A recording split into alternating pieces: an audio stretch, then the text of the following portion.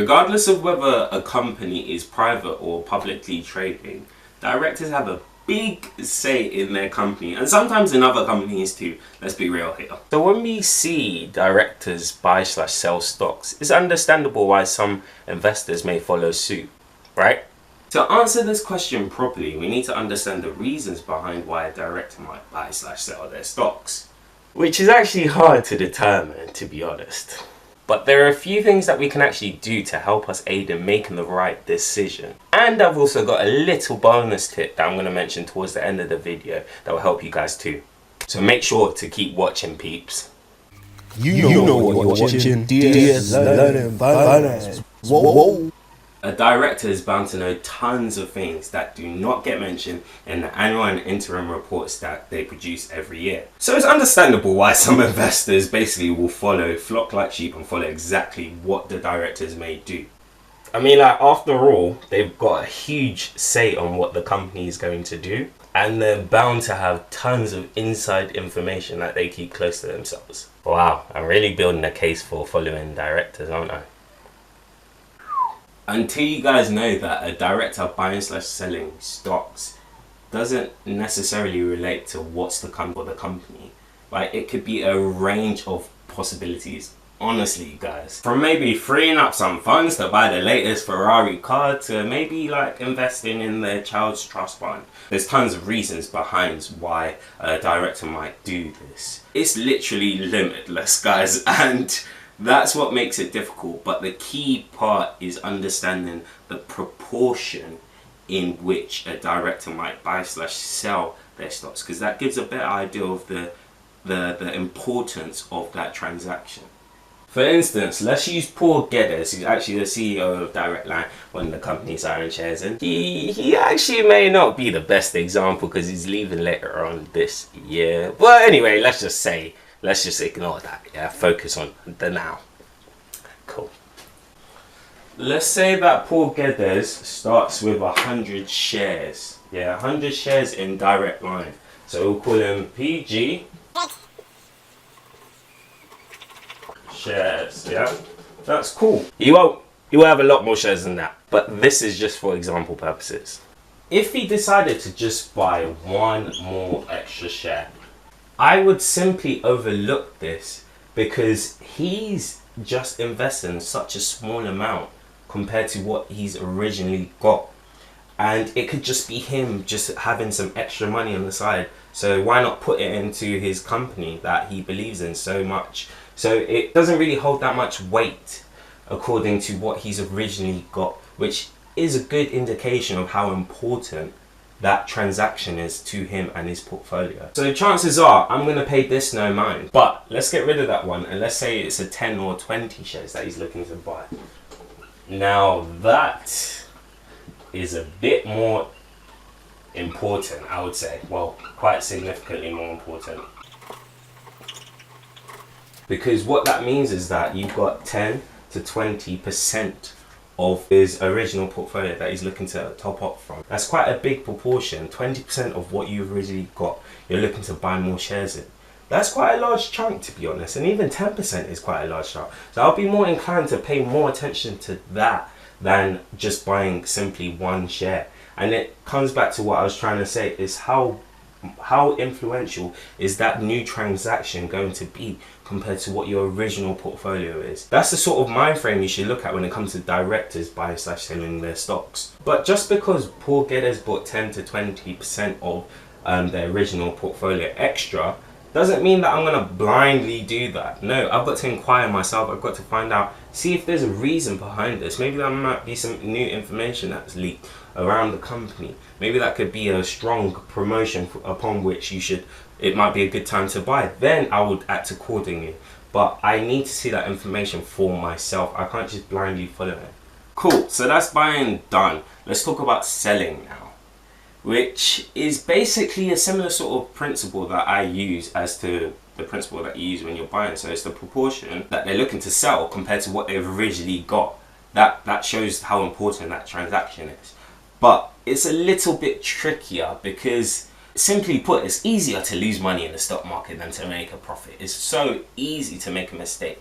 And that comes when you're selling, basically. That's when you determine whether you made a profit or a loss. It's when you're selling your stocks. So you've got to be a bit more vigilant with what's going on. So let's flip it around. Let's say the director wanted to sell 10 to 20% of their original portfolio. That's a lot, guys, because that will leave you with 80 to 90% of what you originally had. That's quite a lot when we're talking about hundreds of thousands of pounds that these directors own in terms of shares. It's a lot of money, and it shows the importance of that transaction, which comes back to what I was trying to say, which is the main point.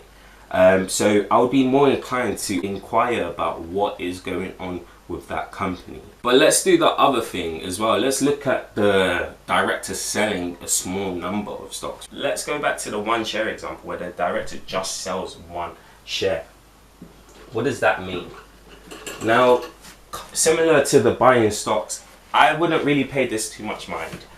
But there is something that directors like to do that you might not spot. It's very, very subtle and it's harder to spot. So what you can get directors doing is maybe one week they may do this, and then another week they may do another stock that they sell. And maybe another week they sell 2 stocks, and then maybe another week well, that's a bad 2.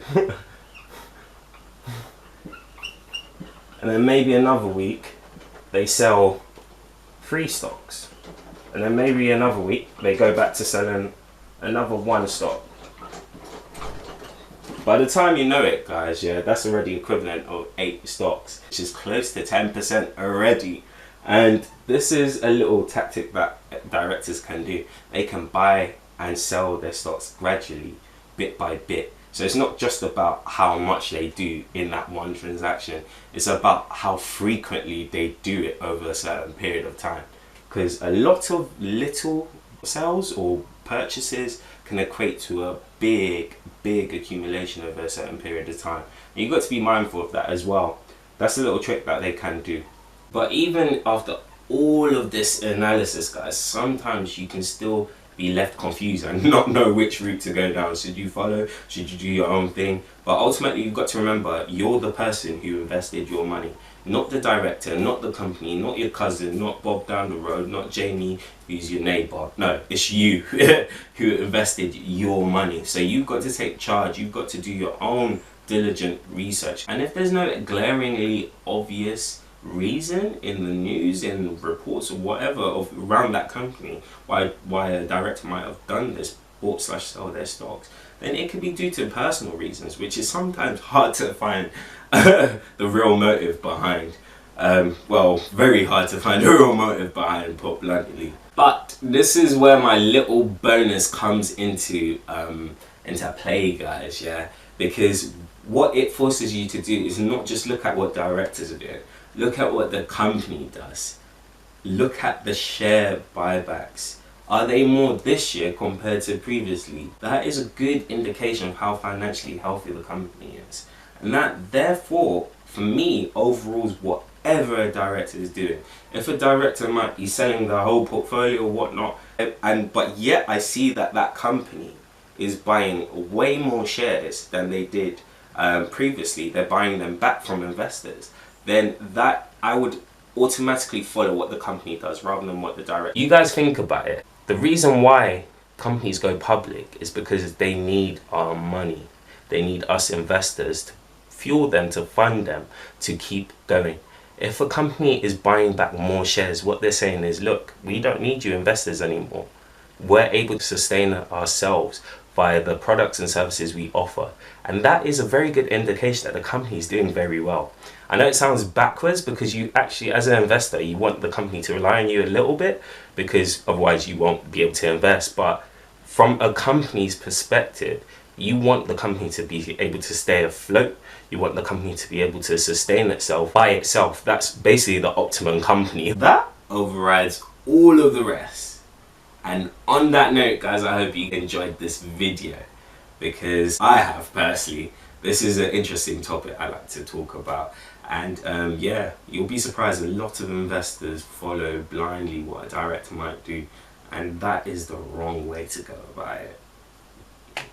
This is the right way, guys. It's your favorite YouTuber, guys. Damien Solara. I talk about stock market investments, talk about property investments, financial management too, giving you guys that consistent content, you know? Before you guys can go about doing whatever you're going to do for the rest of the day, say it with me, like, subscribe, and share what, people? DS Learning Finance. Whoa. Bye, guys. Whoa. Ah!